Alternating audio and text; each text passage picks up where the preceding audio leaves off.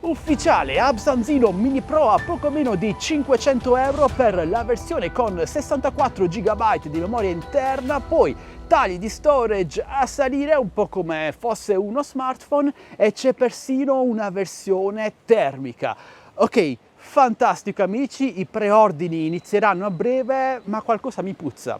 Mi puzza davvero tanto perché arrivano i preordini, quindi si paga in anticipo e non c'è ancora uno straccio di foto del drone vero e proprio. Ovviamente spero sia solo una mia sensazione e spero di sbagliarmi, ma il consiglio che voglio darvi ragazzi è di non acquistare subito a scatola chiusa in preordine, ma aspettate che arrivi ufficialmente sul mercato, valutate se le promesse corrispondono al vero oppure no e poi decidete se comprarlo o meno. Questo è il mio consiglio, poi fate come volete.